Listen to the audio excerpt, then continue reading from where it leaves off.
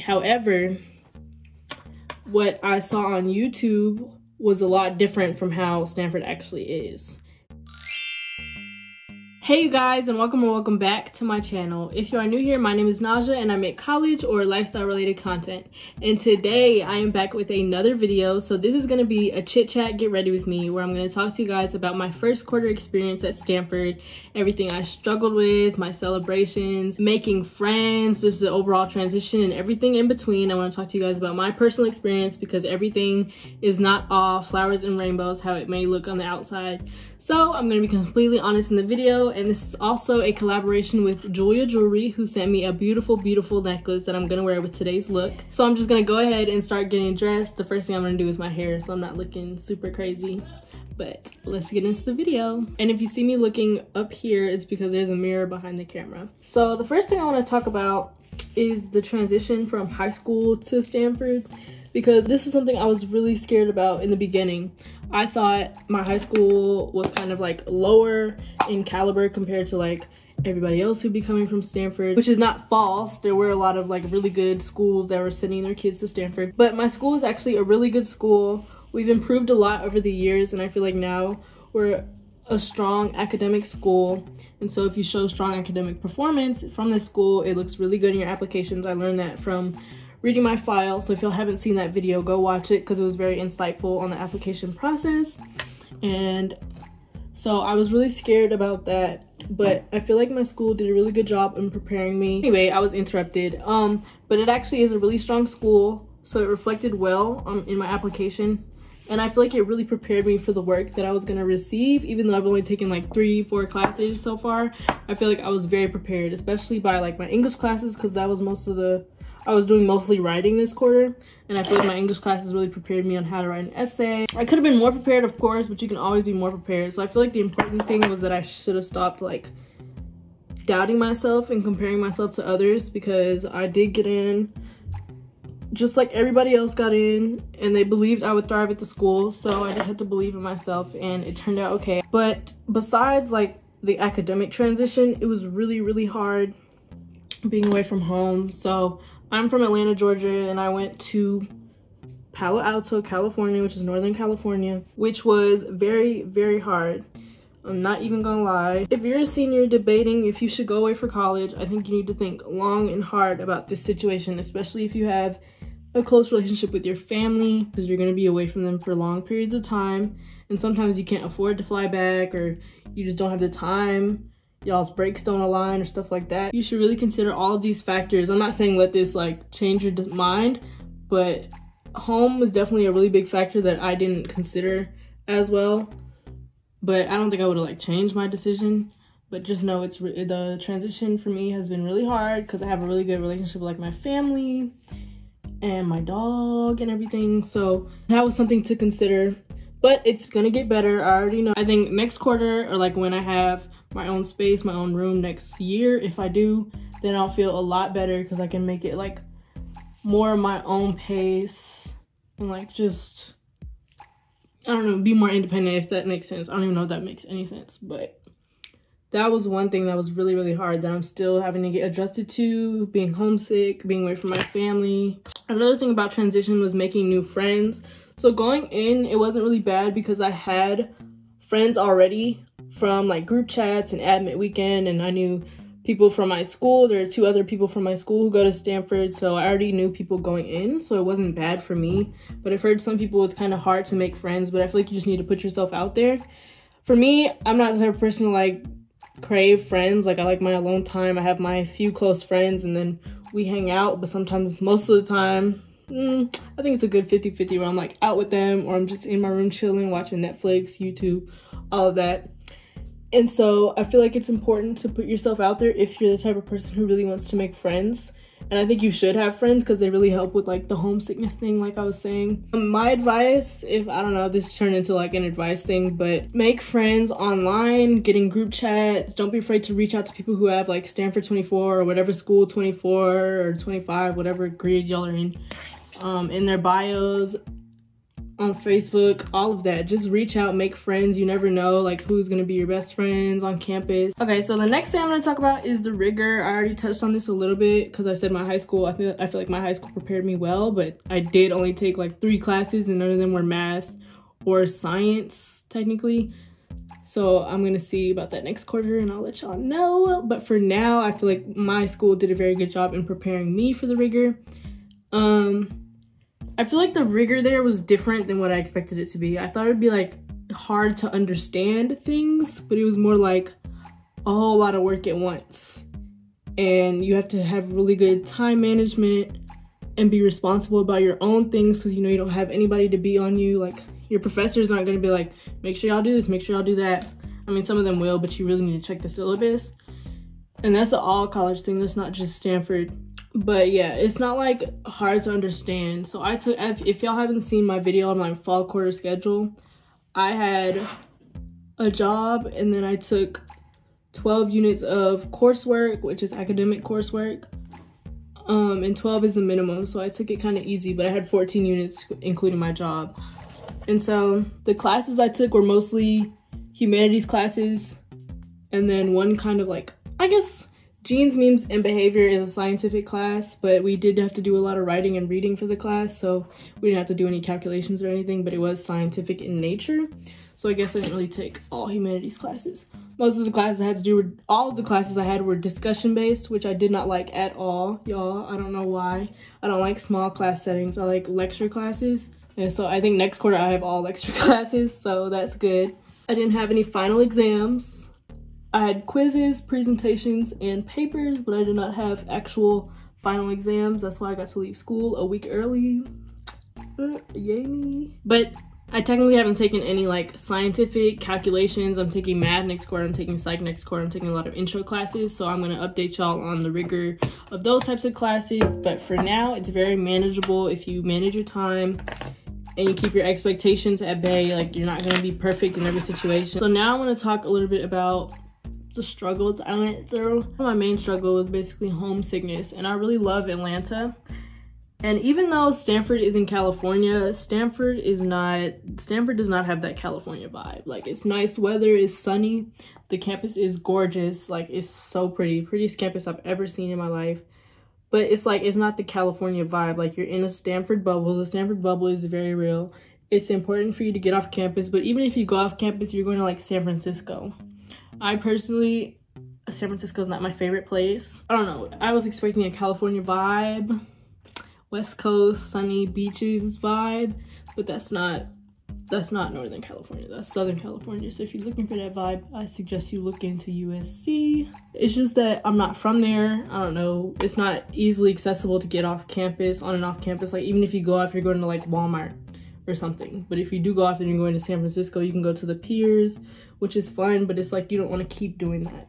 I think next quarter or in the next year, I'm gonna branch out a lot more. I'm gonna start going off campus a little more strategically, using public transportation, using the Stanford shuttle, just to make my college experience more college-y, because I don't want to be on campus all the time. So to sum all that up, it was sounding kind of complicated, but basically the vibe I got from campus was not what I was expecting it to be. However, what I saw on YouTube was a lot different from how Stanford actually is. And that's why I've been working very hard, because that's just like 1 or 2 people's perspective, or 3, whoever the YouTubers, the Stanford YouTubers are. And mine is just the same way. Like that's my perspective of Stanford, and I feel like everybody's is literally so different. You can't just judge how your experience will be based on somebody else's experience. So I hope I'm not like scaring y'all or hyping it up too much, because your experience may not be the same as mine. I went to a lot of like games and stuff, so let's talk about social life and like stuff me and my friends did, because that was fun stuff. So as evidenced from my day in the life, me and my friends go to a lot of like athletic games. The basketball games are fun. Football's not my sport. We weren't really that good this year, no offense to anybody. We weren't that good this year. I just went to the football games because it was just something to do on Saturday, and it was like my high school didn't have a football team, so I was like, let me go show school spirit. go to the football game, but I probably won't be going to many more these next few years, maybe unless we like make it far and I want to go out and support. But basketball is definitely the sport that I prefer, and the boys basketball games are really fun. The girls are really good at basketball, but their games are like really quiet, but they're still fun to watch. But one thing I noticed is that they incentivize going to the boys games more than they incentivize going to the girls games. Like for the boys games, I don't know why this is. I really want to find out, but I don't know where to look. So for the boys games, there's this 5th man club. For every boys game, they would have a little like snack stand or a raffle or just like free food, shirt giveaways, all this type of stuff for the boys games. I think because in past years our boys have not been that good, so turnout wasn't that good, but now the boys turnout is way better than the girls turnout, I feel like. I don't know why that is. I don't know why there isn't a 5th man, why the 5th man, I keep saying 5th man, the 6th man club.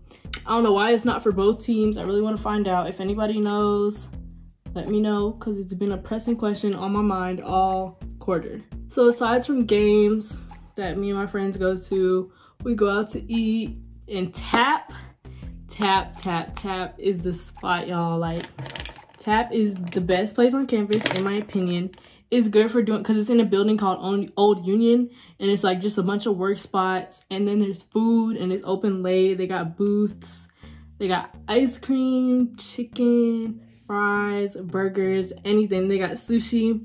Tap is really good, and they take meal plan dollars. I spent literally all of my meal plan dollars at Tap. Let's talk about food. So Tap is my favorite spot on campus, but Stern is my favorite dining hall.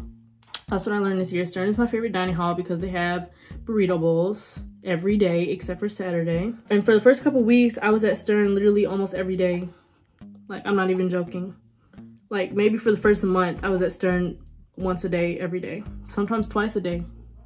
But then I got tired of it. Then I like took a break from it, and then I got right back on it, and now I love those burrito bowls. Uj is which is where I live, if y'all don't know. Uj in my house is connected to a dining hall called Lakeside, and Lakeside is, in my opinion, is the worst dining hall. But I eat there from time to time when I don't feel like going out, if it's raining, or if I'm just lazy and don't feel like biking to another dining hall. That's where I eat. So it's like, I don't know. You can always find something to eat. They always have fruit, or they always have pasta and cereal or salad. So you always have something to eat, which is very, very nice. But it's not that good. I'm not even gonna lie. Overall though, the food is not bad. I was expecting worse, and it's actually pretty good, especially Stern and Arriaga. So I don't want y'all to think I'm just talking bad about Stanford and my experience isn't what I thought it would be, because my experience is better than I expected it to be. And I love my school, but overall I think the quarter was really good. I feel like I did the best academically that I could do. I put myself out there. I joined clubs. I made friends. I tried new things. I took trips. I flew by myself. But yeah, I feel like it was just a big learning experience. Everything lately, I've just been calling it a learning experience, good, bad, whatever. I just call it a learning experience because that's what it is. A lot of people would give up a lot to be in the position that I'm in, and I just need to take this education that I have and I need to use this education that I have and not take it for granted, not one bit. And I feel like I already knew that. I already knew it, but I feel like these classes that I took over the past quarter, like the access that I had to certain resources and the access that I had to certain professors and certain works of art and just everything made me really realize like I'm super privileged to be in this position. And so it really just made me appreciate my education even more, even though I already appreciated it. Okay, so now for a very special part of the video. It is my first YouTube collaboration, and this is with Jeulia Jewelry. So I'm going to do a little unboxing and show y'all the very, very pretty necklace that they sent me. So thank you so much to Jeulia. It's a really nice premium artisan jewelry company. And so this is the box on the outside. It's black and it has silver letters. They're kind of reflective, so they reflect the light. And then as you open it up, there's a coupon, $15 off, $50 off, and a Jeulia Rewards program little like instruction sheet. And then they also sent a cloth to wipe off our necklace when I'm done using it, a return exchange conditions form, this greeting card from Jeulia Jewelry. Thank you. And they also sent a little catalog of all their rings, their bracelets, the jewelry making process. That's pretty cool. The quality, and just their different collections and stuff. And they have the catalog numbers so you can go on the site and easily find what you want. So that's what was on top of the box. And then they also sent a little gift bag, which is cute. So if I want to re-gift this to somebody, I could put it in this bag, wrap it up really nice. And then the actual necklace comes in this little cloth bag that says Jeulia Premium Artisan Jewelry.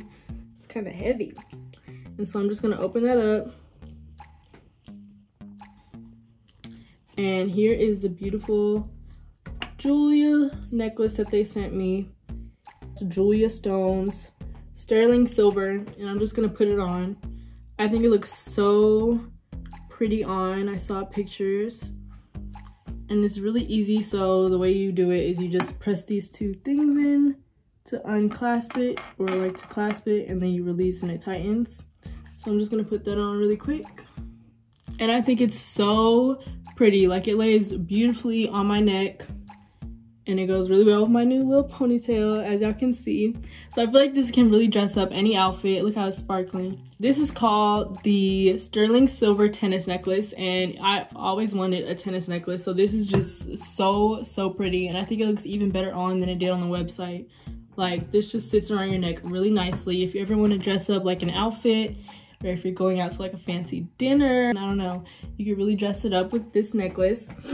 And let me tell y'all a little bit about the details. It's princess cut diamond white Jeulia stones, and there are 75 stones around the necklace, which makes like a chain length of 430 millimeters, which is like perfect length for me. I think it's not too long, it's not too short like a choker, but that would be cute too. Idea. But yeah, this necklace is super cute, so I want to thank Jeulia for sending this to me. I'm gonna wear this tonight on my little date. And so now we can go ahead and pick an outfit. Let me put all this stuff back. Thank you again to Jeulia. If you guys are interested in seeing more details about this necklace, or interested in purchasing it for yourself, you can go ahead and go to the description box. I will have the links down below so you can get one. Anyway, let me go pick out my outfit and I'll be right back. Okay, y'all, so this is what I decided to wear.